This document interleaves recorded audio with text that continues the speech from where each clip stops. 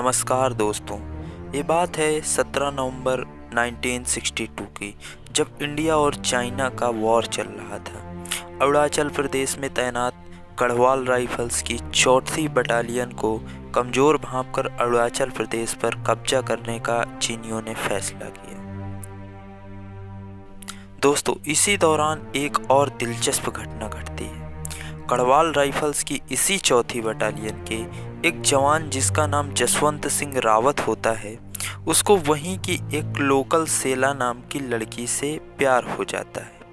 सेला अक्सर उसी पोस्ट से होकर गुजरा करती थी।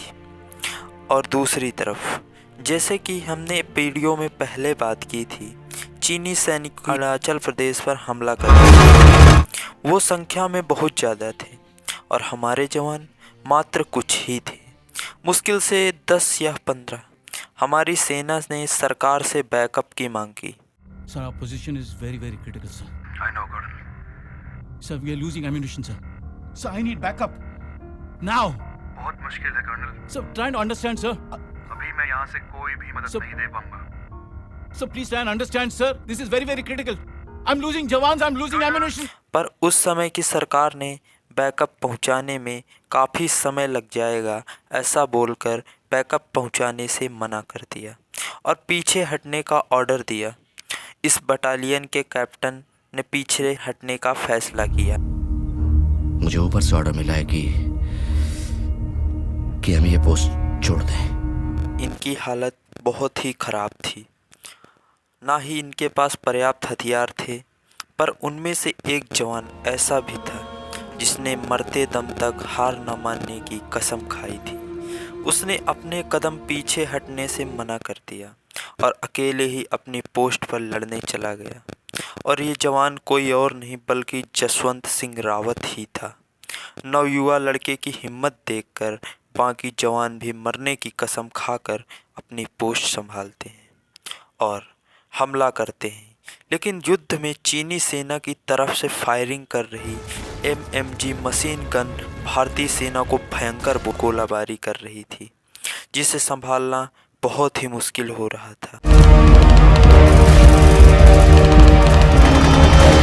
इस मशीन गन के हमले ने भारतीय पक्ष ने लगभग सबको खो दिया और इसी मशीन गन को बेअसर करने के लिए 3 सिपाही, राइफलमैन जसवंत सिंह, लांस नायक त्रिलोक सिंह नेगी और गोपाल गोसाई ने अपनी स्वेच्छा से आगे बढ़े और ये MMG के करीब पहुंचने में कामयाब रहे और ग्रेनेड फेंककर वो MMG को जब्त करने में कामयाब रहे। लेकिन अपने स्टेशन की ओर लौटते हुए गोपाल गोसाई और त्रिलोक सिंह ने अपनी जान गंवा दी और अब जसवंत सिंह अकेले बचे थे।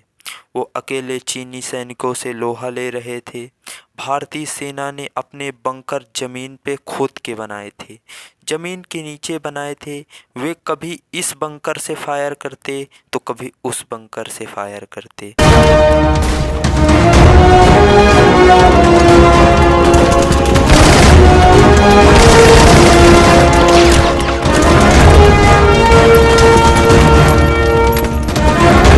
उन्होंने चीनी सेना को भ्रमित करके रखा था। उन्हें लग रहा था अभी भारतीय सेना में बहुत से सैनिक हैं, लेकिन वह अकेले ही उन्हें कंफ्यूज कर रहे थे। जैसा कि हमने वीडियो के शुरू में बात की थी जसवंत सिंह रावत और नूरा के प्यार के बारे में। पर कहीं कोई और भी था जिसने कहा था एक रोज उससे, मैं भी रोकूंगी तुम्हारे साथ मिलके उन चीनियों को, मैं भी लड़ूंगी उनसे। मर्यादाओं की बेड़ियां कब तक उसे उसका वचन निभाने से रोक सकती थी? आखिर वो निकल ही पड़ी। इसी दौरान नूरा खाने और कुछ दवाइयों के साथ पोस्ट पर पहुंचती है। जसवंत सिंह रावत उसे वापस जाने के लिए बोलते हैं, पर नूरा मना कर देती है और उनका साथ देने का फैसला करती है।